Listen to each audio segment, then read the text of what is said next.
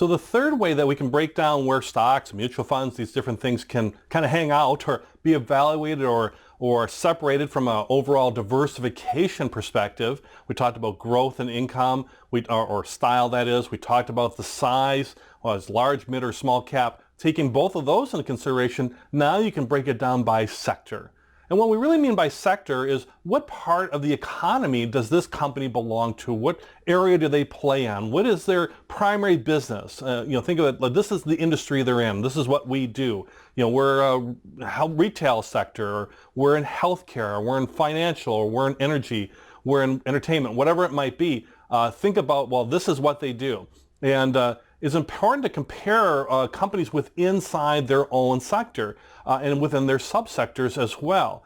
Because if you compare, let's say, an energy-based company that might be experiencing slower growth, or a utility, for example, that might be government regulated, but you can still invest in, maybe get a dividend from.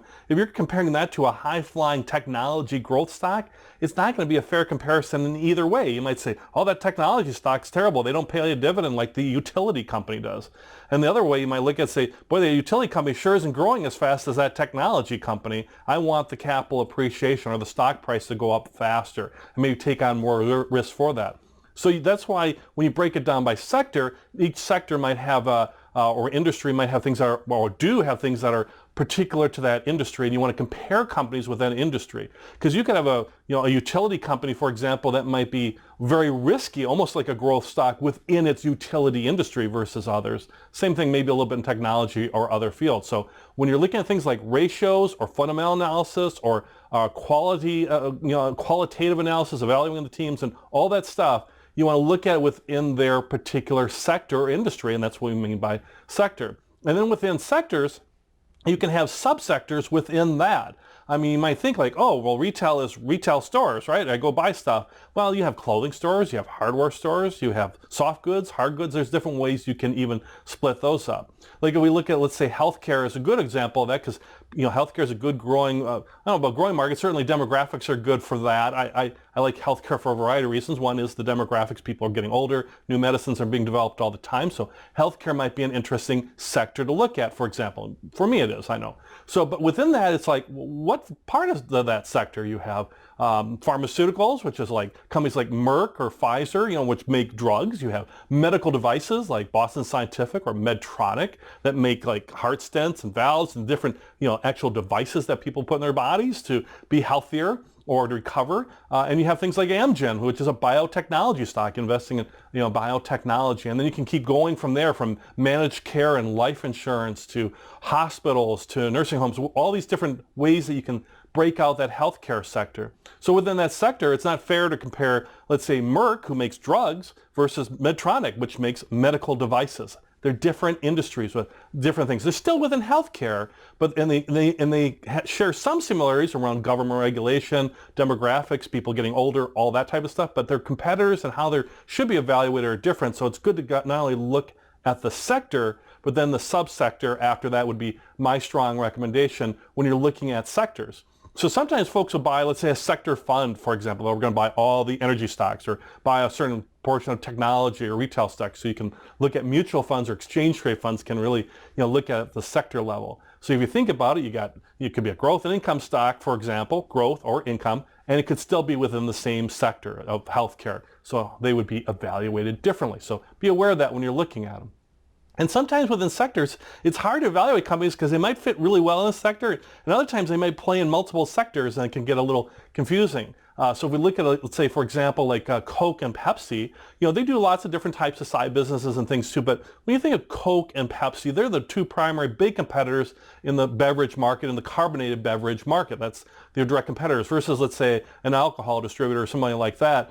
Coke and Pepsi, you can really evaluate real closely together. Or if you have a new company coming up, like a Jones Soda or somebody who's small, you can kind of compare that way. So they fit within that beverage area very well. Versus, let's say, if you look at like Disney, how do you evaluate Disney? Now you might be thinking to yourself, well, Disney, they have the parks, right? I can go to Disneyland Paris or Tokyo or Disneyland in the United States and California or Orlando, Disney World. You go to a theme park, you ride the rides with your family, it's fun, that's Disney, right?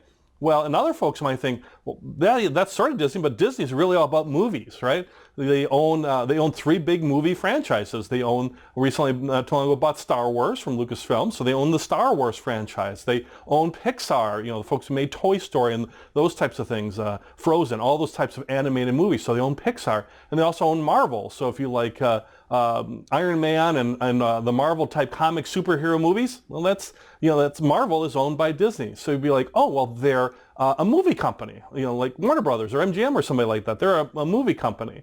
And they are, but then they do theme parks, and there's some relation between them, but the business for theme parks is probably really different than the business of movies, and they own these multiple parts. So how do you evaluate Disney, and what are you truly investing in? You're investing in the overall company, but understand those different parts of the company might make a difference. Maybe the theme parks are going great, but something has happened in the economy or in technology, like streaming of movies and things of that nature, of people staying at home more, watching movies on bigger, wider screen TVs from a technology standpoint. So that might hurt, let's say, the movie business in the future, but maybe their theme park business does great. Or maybe vice versa, something happens with the theme park business, and Universal Studios opens up more places, and a direct competitor of the theme parks for their theme park business. So all those things you would take into consideration with that. So even within sectors, it's kind of hard to evaluate within there. And then companies tend to move in concert within their sector. Not always, some outperform, some underperform, of course. But if you have an entire sector or an industry that's suffering, they're all going to kind of suffer together. They'll all kind of pull each other a little bit down versus one that might be rising. Rising tide lifts all boats. So a lot of times you might see where, things might follow along. It's not exact, but just understand that sector can impact even good performers. If a poor performing sector could impact a good performer within the sector unnecessarily, which might be a good value opportunity for the long term, by the way. So if we look at, let's say, something like the Vanguard Energy Index, which looks at energy companies, you might see how that index compares to the wider S&P 500 largest companies of all different types of sectors.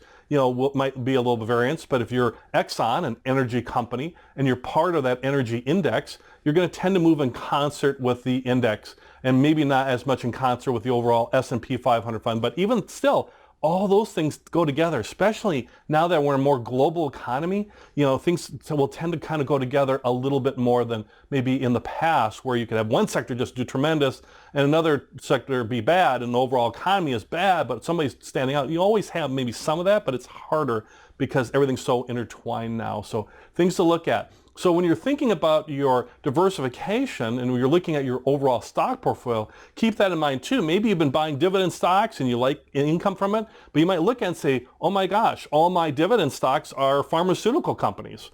Johnson & Johnson, Merck, Pfizer, all these different big pharmaceutical companies, and I'm missing out on small and mid cap. I don't have anything in other sectors, and maybe I'm at risk around things like regulation around pharmaceuticals that brings everybody down.